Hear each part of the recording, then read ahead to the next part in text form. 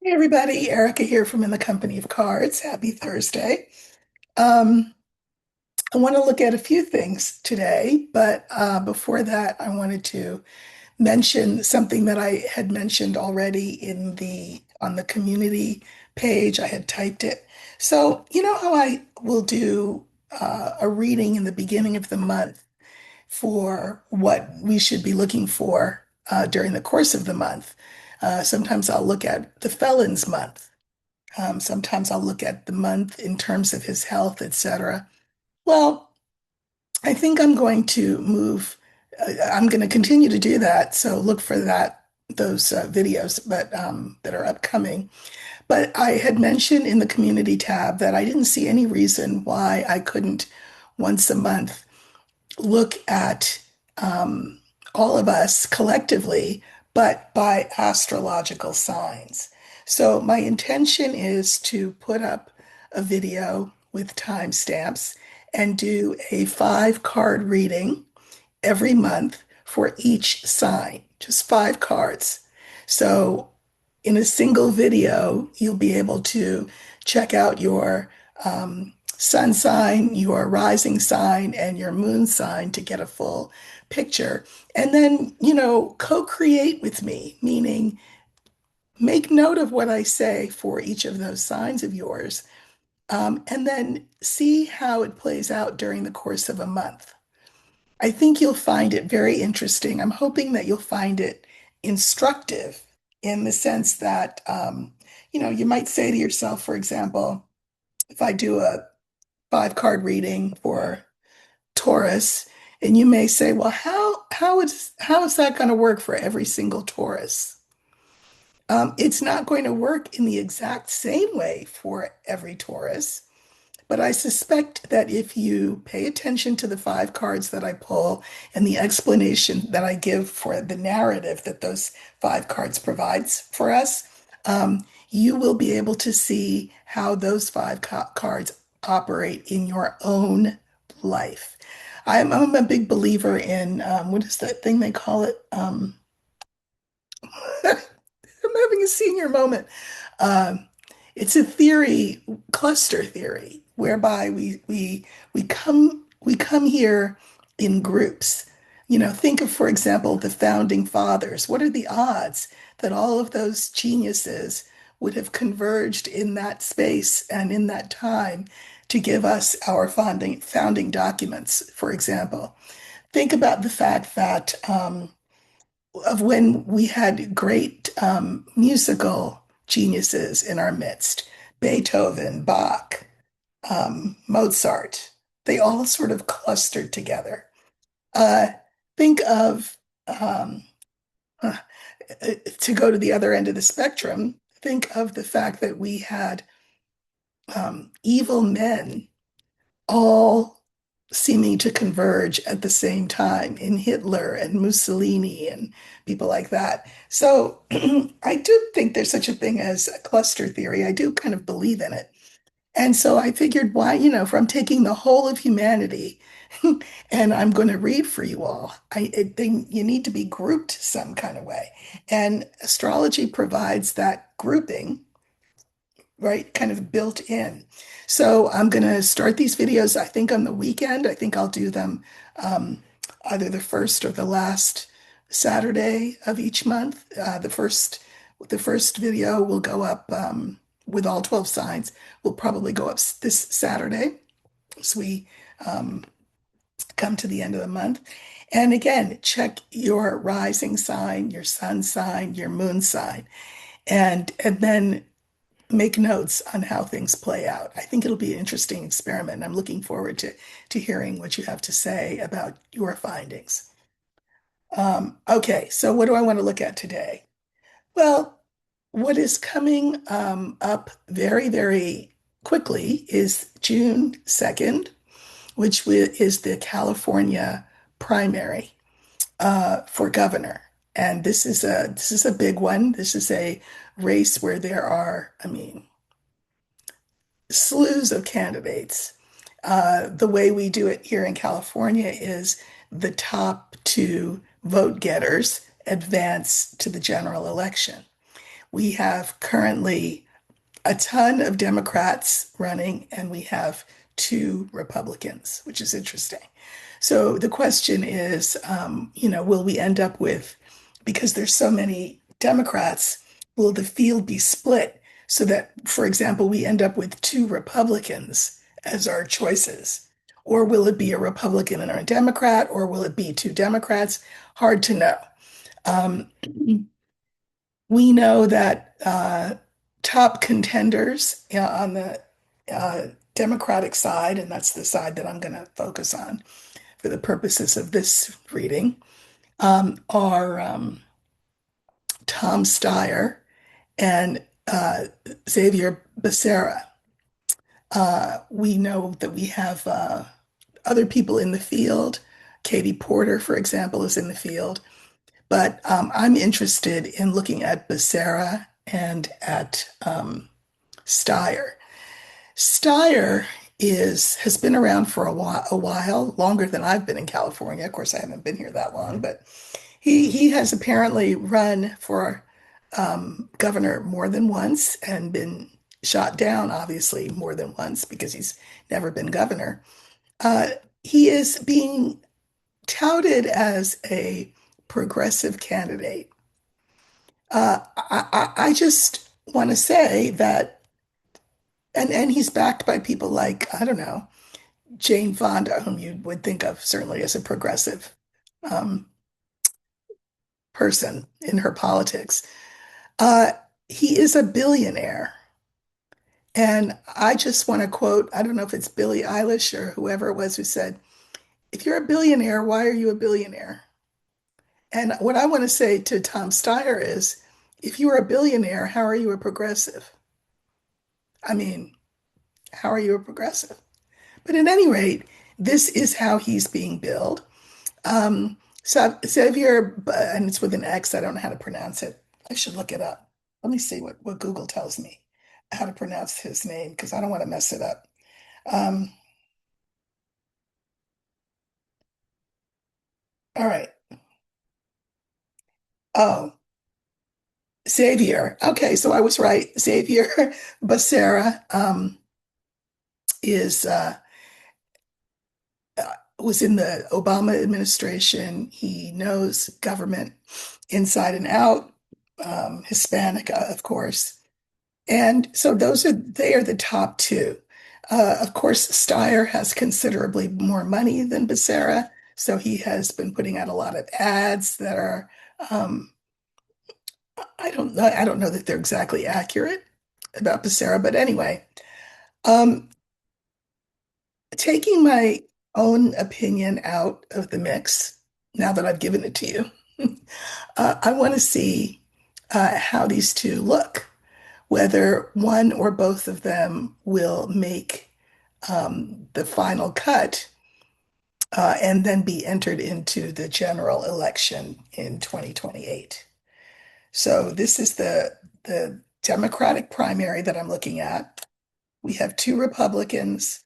Well, it's the primary, not the Democratic primary. It's the primary. So we have two Republicans running, a ton of Democrats.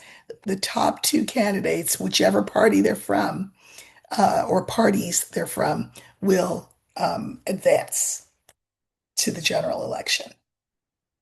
Okay, so I think I'm going to pull five cards for Steyer and then five cards for Becerra and see which line looks more promising than the other and why that might be. Okay, so this is Steyer.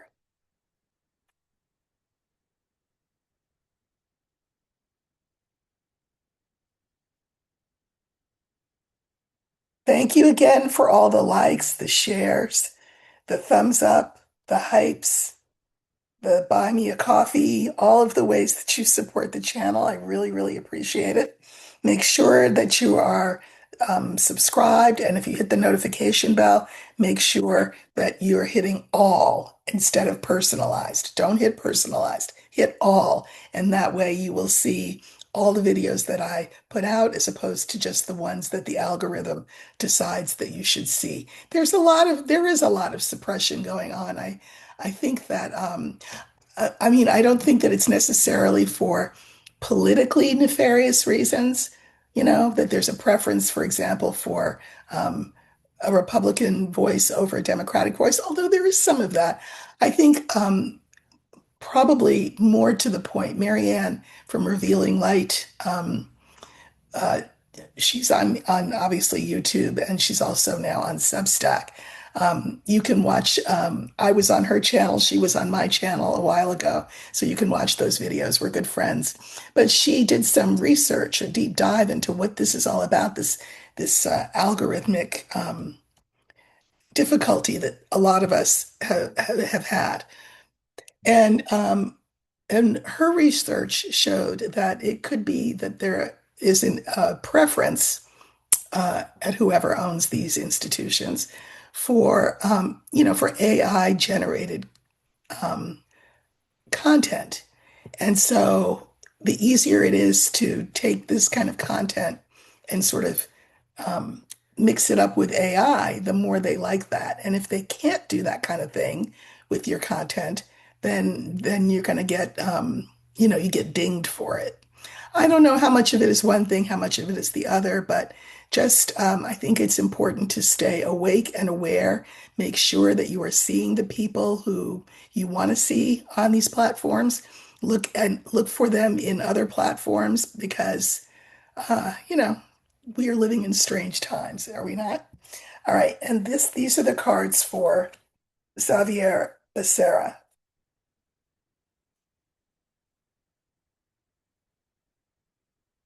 Okay, so first I'll turn over Stires,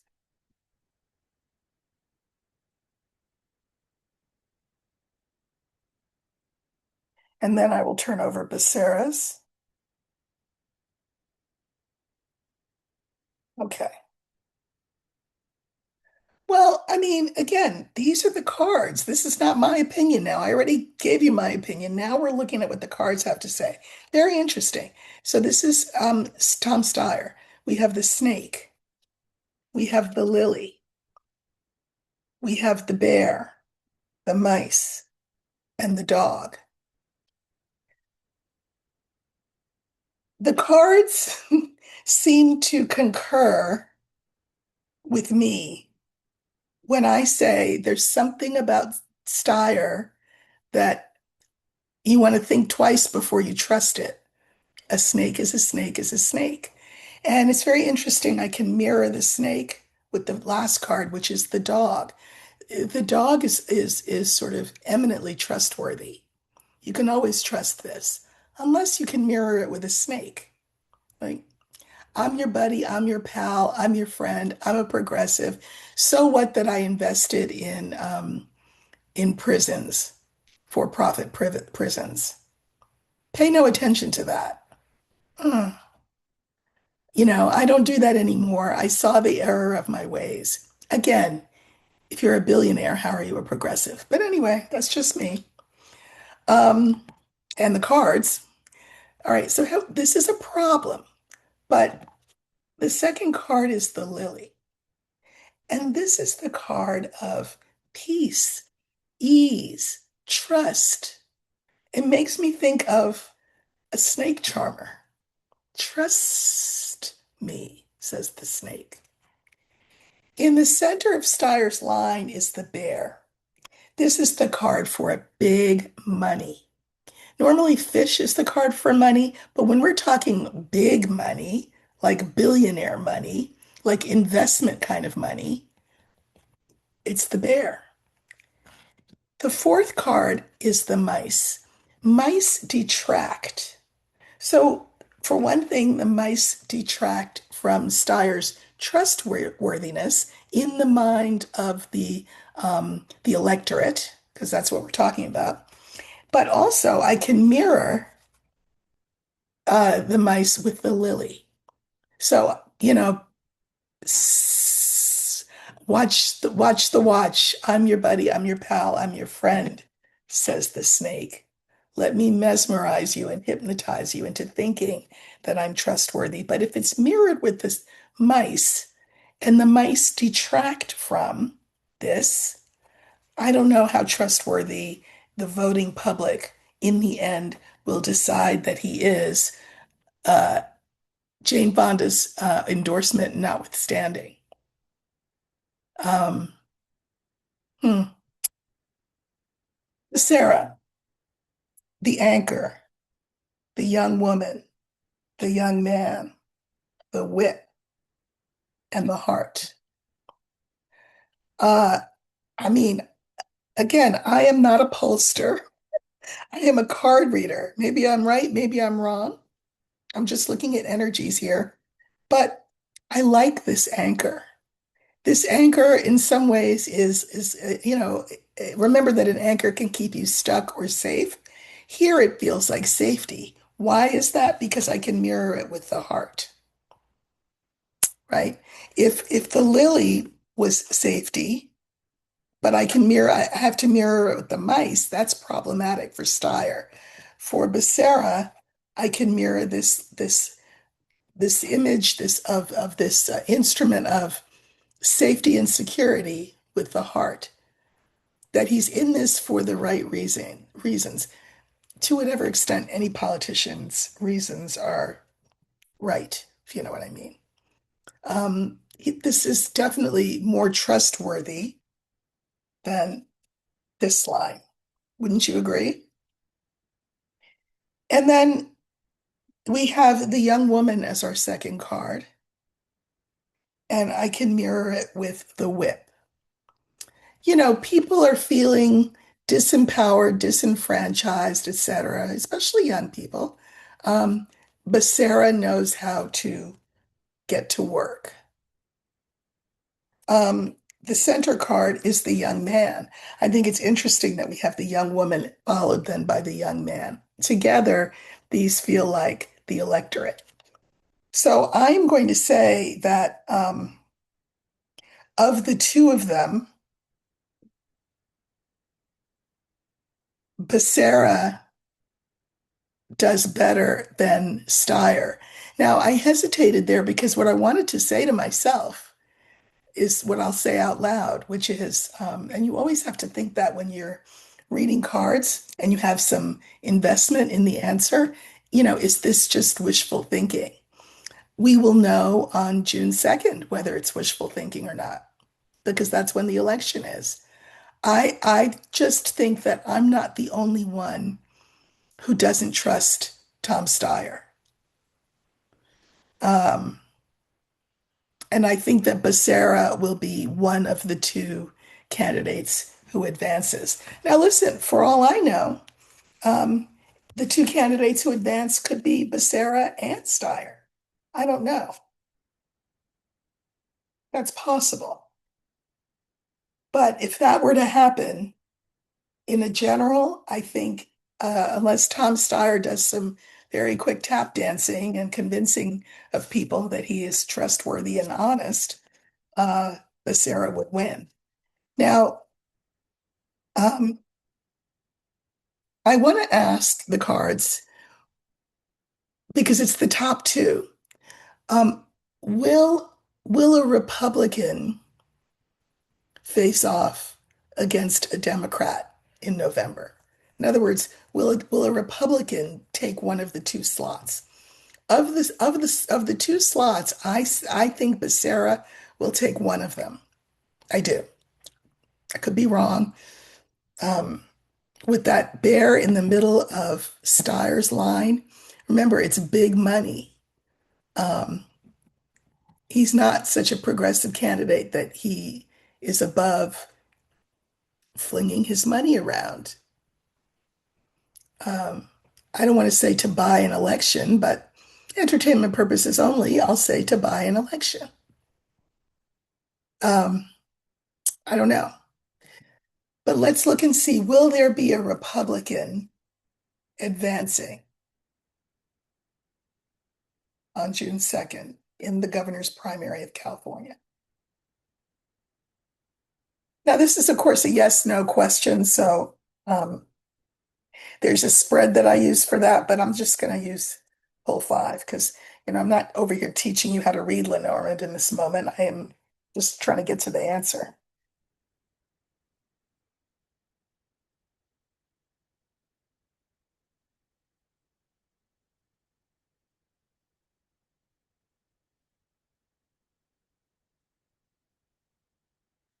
I really don't know. You know, we have the woman, the lily, the young woman in the middle, the tower, and the star. Because there's no yang energy in these women cards because they're yin,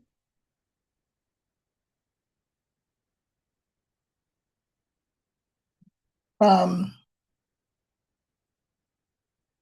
I'm going to say that the two candidates are either going to be that the contest will either be between Becerra and Steyer or between Becerra and a Republican. That's the best I can do. Again, I am not a pollster, but we will know soon enough. Election is Tuesday. Okay. Um, a viewer asked me if I would look at um, Ebola and whether Ebola is something that we need to worry about here. I don't know if I mentioned it yesterday or the day before, but I know that the felon has decreed that any American who contracts the illness, and if they contract it, they would be in Africa, probably, because that's currently where it is, that they, instead of being flown home to a facility where they could be quarantined and treated, that instead they will be taken to Kenya. And that's a first for us to not bring Americans who are ill home, but to have them be in a facility in Kenya. Very Trumpian move. At any rate, is Ebola something that we need to worry about here? And the card that I'm going to use for Ebola is the mice, because mice is the card for illness. And in this instance, the illness, the specific illness that the mice will represent is Ebola.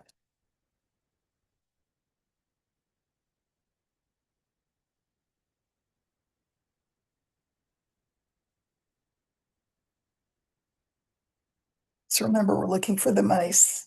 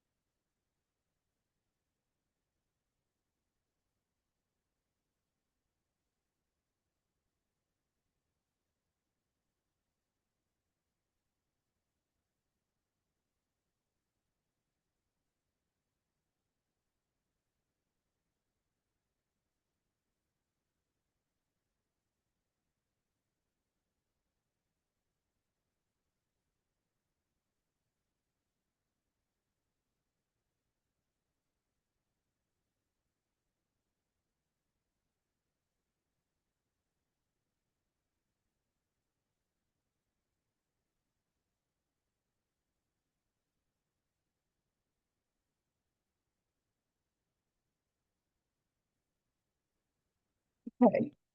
So we have the ring, we have the young man, we have Ebola, we have the tower, and we have the fox. So, what I will first say is that the felon is trying to keep it contained. That's what, keep it contained, keep it over there, keep it on the continent of Africa. And, being pretty aggressive about that um, by saying, yeah, you can't come home, you have to be sent to a facility in Kenya to be treated for that. In the center, we have Ebola. And again, this is like a hospital, a foreign hospital.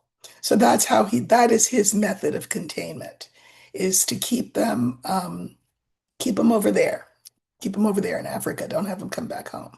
That is his, uh, solution. So I pulled cards on everything. We go back to the ring and now we go vertically, and the clarifiers are the dog, the stork, and the scythe. So, it's going to be contained. It's going to be over there, he'll say. Um, you can trust what we're saying. Everything's going to be fine because we made that decision about containment. But it's also true that the scythe cuts through that happy talk. What you hear from the government about any illness, you can't trust what they're saying. Entertainment purposes only and allegedly. So, uh, here's this aggressive, energy saying, yeah, keep it over there in Africa. We don't want to deal with it over here. Here's our felon. Um, this is the card for health. And then we have the star. So basically, I think he's not thinking about it, this health emergency. I think it's more, well, we'll deal with it when the time comes. And we'll just hope that the time never comes. I think that's the solution that he's come up with. Here we have Ebola. Everything's fine, nothing to worry about, relax. But clouds, clouds are about doubts. It's not the best approach. And I think that he and his government are being naive about how these diseases um, spread. So, fourth card is the tower. When I was going horizontally, it was hospitals in foreign countries. The box is the card for the foreigner. So the clarifiers for this are coffin, bear, and clover. He thinks that he can contain it, like I said, just by keeping it over there and sort of mandating that it stays over there. But really, this is sort of one of those wish and promise kind of approaches. It's like, and if we're lucky, it'll stay over there and it won't come over here if we're lucky. It's a naive approach. Um, the fox is our fifth card. We have the ship, the sun, and the cross. I mean, the thing is, it is an insufficient response to an international emerging emergency because, of course, it's going to travel, Ebola. And soon enough, it will be very clear that containment approach of his is not enough. It's not it's not how you handle this kind of thing. So I think they're trying to silence the CDC, silence the World Health Organization, telling people they can't talk to people and they don't want any information disseminated to the public. But I think it's wise to keep your ear to the ground in terms of what those organizations have to say. And there certainly are ways that you can find that out um, because we've not heard the end of it. And this approach um, is insufficient to the task at hand, I think. So, not today, not tomorrow, but I do expect it to make its way here. So, next thing is, like he has nothing else to do. So now the felon has decided to seek an indictment against his Justice Department, seek an indictment against E.Jean Carroll. Remember the one that he was found found guilty of SAing and awarded millions and millions of dollars in damages, which he has not paid. And so now he's claiming that some entity that supports democratic causes, um, paid part of her legal bills, and that's somehow so they're suing that guy, and but it makes her also supposedly a defendant in any case that they have against this guy. Well, people can pay people's legal bills. What's wrong with that? So the question is, will a grand jury choose to indict the 80-something-year-old E.Jean Carroll because the felon wants them to? So, E.Jean Carroll, will she be indicted? Let's use the older woman card for her. He just doesn't know when to quit. Okay. So we're using the older woman card. That will stand for E.Jean Carroll. And we want to look to see whether she will be indicted by a grand jury in this case.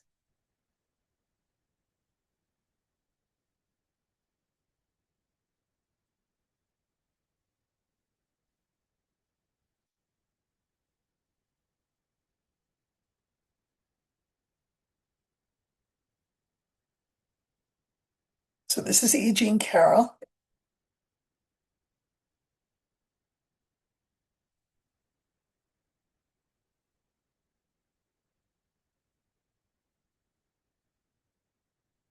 Now, remember how I phrased it? I asked if she would be indicted. We have the Garden, the Star, E.Jean Carroll, Mountain, and Mice. No, I don't think she will be indicted. You need a grand jury, which is a bunch of citizens, to be willing to indict her. Now, of course, you know that saying that you can, that a prosecutor can indict a ham sandwich. But I mean, I don't think that they will find a grand jury that will agree to indict her. This is the public. Um, this is a good card to be next to her. Star, it's about hope. Here she is. And then in terms of the indictment, no, it will be not only stopped, it will be eroded. In other words, a grand jury could say, no, we're not indicting her. She's never going to be indicted. And you are a jerk for bringing this case before us. So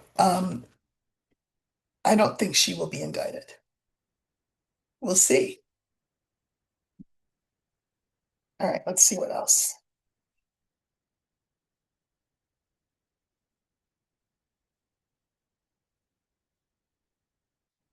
Um, you know, there is so much that the felon does that, you know, people will say when they hear about the latest thing, they'll say, but that's illegal. And that's true, but that seems to have never stopped him, right?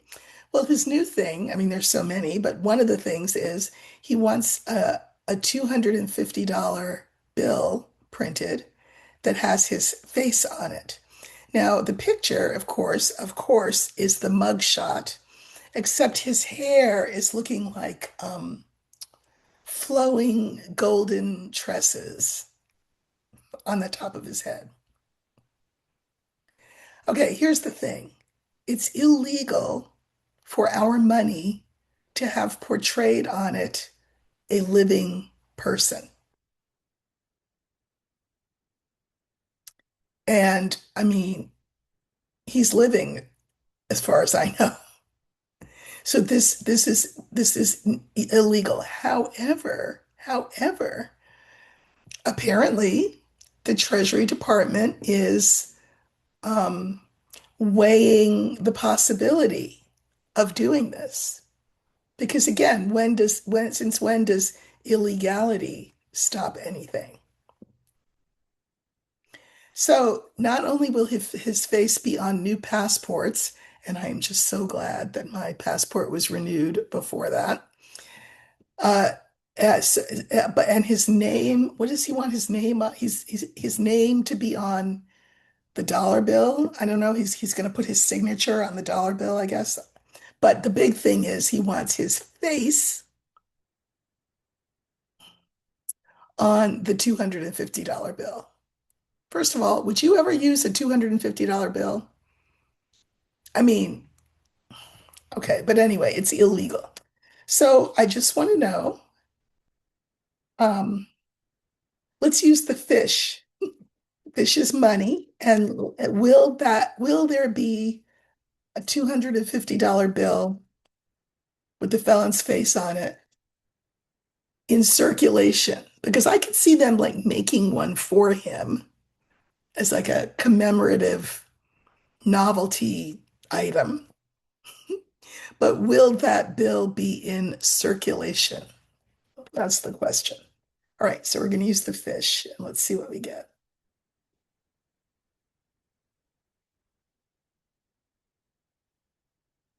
Will the felon's mugshot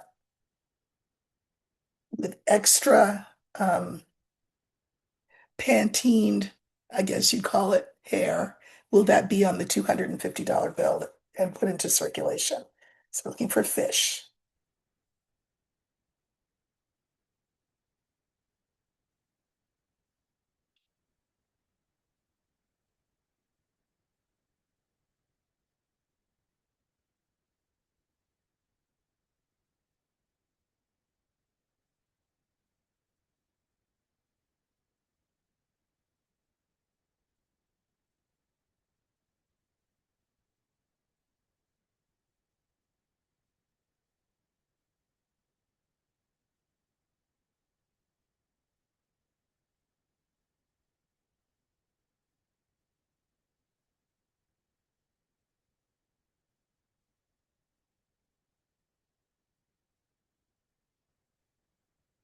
Okay, so we have the young man, we have the older woman, we have the $250 bill with the felon's face on it, we have the book, and we have Clover.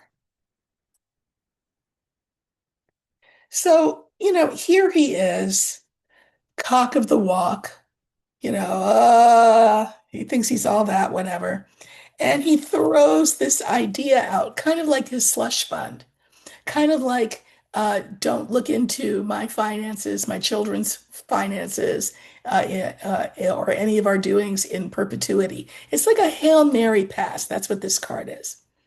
And so he's the guy throwing the Hail Mary pass. What can it hurt to ask for a $250 bill with my name on it? Um, I think wiser heads prevail. I think people are looking at him like, what? Like, what? Um, this is not something that we do. This is not done. The book is about things that are hidden, things that we don't know. I mean, like, why do you need a $250 bill with your face on it? I mean, we know why, because you're, a megalomaniacal narcissist. But, and then in the center, we have the purported bill, the proposed bill with his face on it. And we have the scales, the moon, and the snake. So I think in the end, when people say that's against the law, yeah, it's against the law. And there really is something just so egomaniacal about it. Look at me, cock-a-doodle-doo, that it's not going to happen. Again, they may give him some sort of like novelty token commemorative thing that he can frame and put on a wall, but it will not be in circulation. maybe they'll print some and again, he'll try to sell them to his supporters. So if you want this commemorative $250 bill with my face on it, you can have it for $500, that kind of thing. And there would be people stupid enough to buy it or smitten enough with him still to buy it. But I do not think that such a bill will be in circulation in our um, money system. I don't think so. Now, the final thing I want to look at is the fact that Pam Bondi is meant to testify tomorrow. She's been subpoenaed. Um, well, I don't know if she tried to get out of it this time around, but she's mandated to go. She has disclosed the fact, of course, that she has been is being treated for thyroid cancer, and thyroid is your throat. And she had surgery and is now recovering. But anyway, we wish her a speedy recovery, and I mean that in all sincerity. But I would like to know how the testimony tomorrow is going to be. Remember, she's at that point, she's under oath. And I think that the questions that she's going to be asked will be really pointed. And I want to know how that's going to go. Now, unfortunately for us, it's not going to be televised, but there will be people there um, from the media, and not just the mainstream media, but the independent media, who will keep us informed as to what's going on in the room. But I just want to know how her testimony will go. So we're going to use the older woman for her. And I'm sure she'll have a sleepless night tonight, unfortunately, because, it's got to be a daunting prospect. I don't think she'll, yeah, because it's not live. Um, I don't know that there will be the need for her to come across the way that she did in that previously televised testimony, where she clearly was performing for uh, her boss at the time before she was fired. But she's in a different situation, uh, and has had I'm sure, life altering experience with illness. And, these things can sharpen our vision, um, or the opposite, I guess. So let's see, how will the hearing go tomorrow? Okay, we're going to use the older woman for the significator.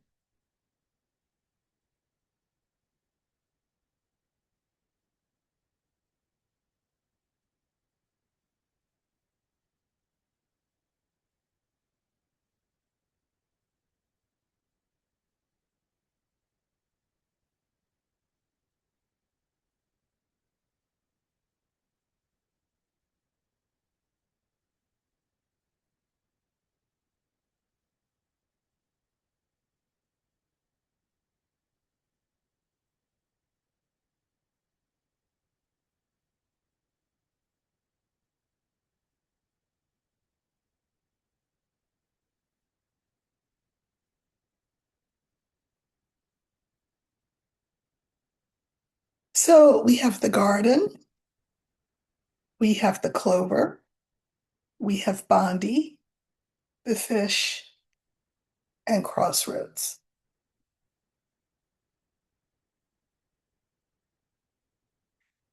So, the garden, while, as I said, this will not be televised live, we will absolutely get a readout of what happened from a variety of sources. So the public will learn um, in like almost real time what happens. And I say almost real time because we have Clover here, and Clover is quick. So we won't have to wait days and days to get the readout. on this. She's in the middle. Fourth card is the fish. Now, while fish is money, that's true, fish is also emotion. And as I've said, she's just gone through several emotional weeks and months of late. And I find it interesting that we have the crossroads as the final card. Crossroads are like alternatives. In other words, she took a certain stance the last time when we did see her publicly testify. The fact that this shows up makes me think she may have a different stance entirely this time around, at least in the eyes of the public. When there's the readout and it's described to us what she was wearing, right? And what her demeanor was like, and what her verbiage was, and what her affect was. We may have a different opinion of her because she may have changed things up.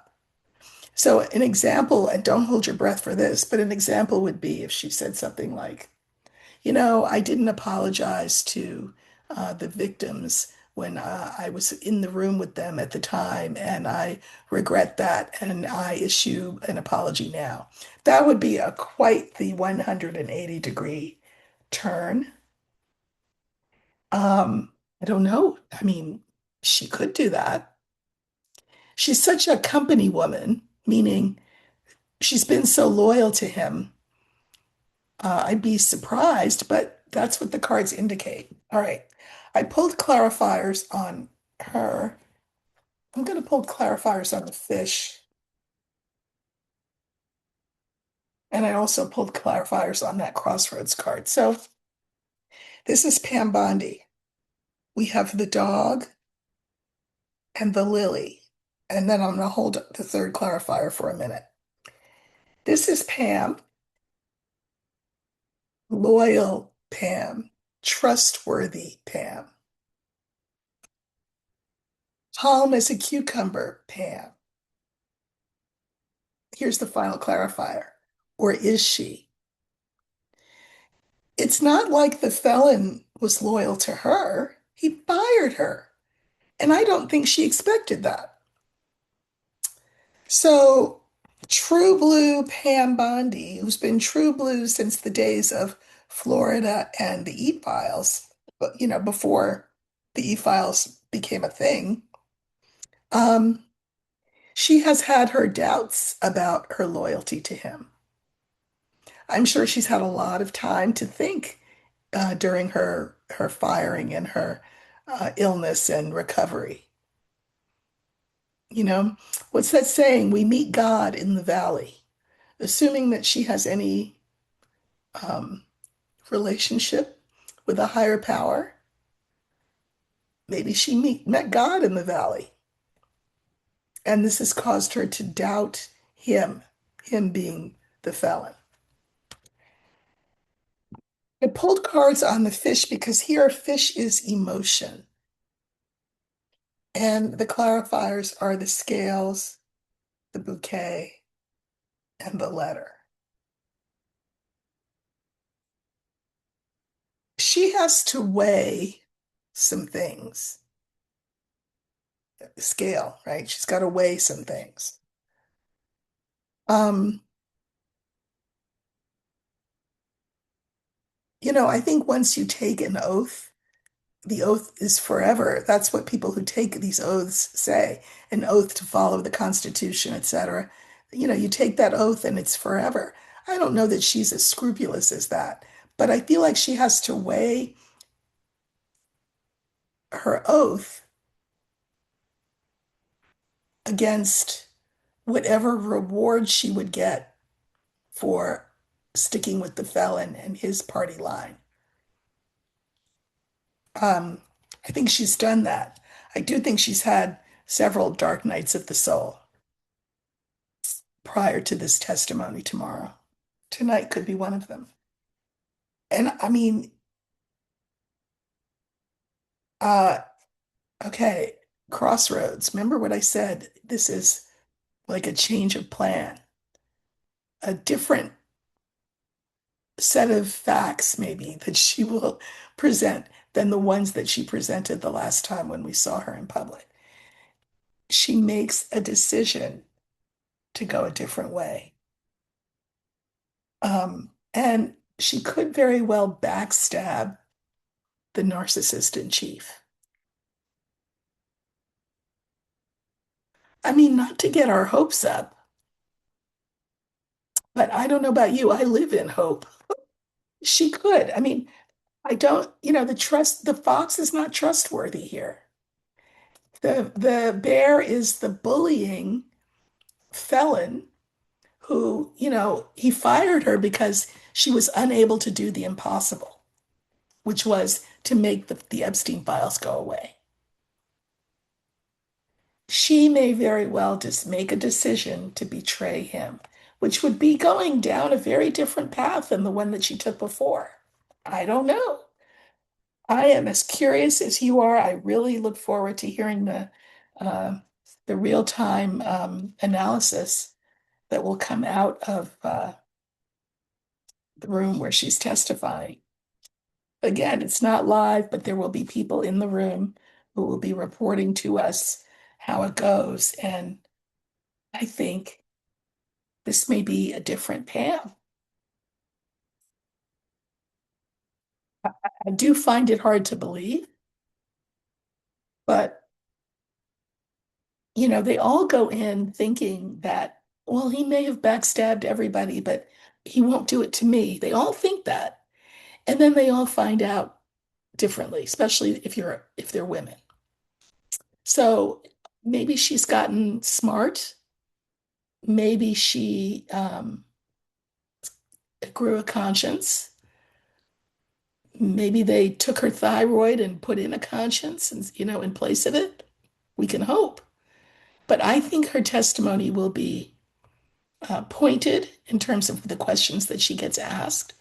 And I think that she will feel compelled, for whatever reason, to be more forthright than she has been to date. We will see tomorrow. Okay. So between now and the end of the weekend, I'm going to look at the month of June for the felon. And I will also look at, I will do this video of by astrological signs. The first one will be Aries, and I'll work my way through. I'll be doing 5 card readings, maybe plus I'll pull a tarot card for each sign. And your job is to take notes on your sun sign and your rising sign, also your moon sign if you care to. And then, um, you know, let me know how things played out for you at the end of the month. And if this is something that you like, um, maybe I'll keep it on a monthly basis. I don't think I'll do it on a weekly basis, but I think on a monthly basis I could. Why not? We'll see. So look for that. I will be hosting Psychic Violetta on my channel on Sunday during the Sunday conversation period. So that will be at 11 Pacific, 2 p.m. Eastern. So I will put the thing up so that you'll know. You'll get notified of that if you press the notification bell and hit all. All right. Thank you so much.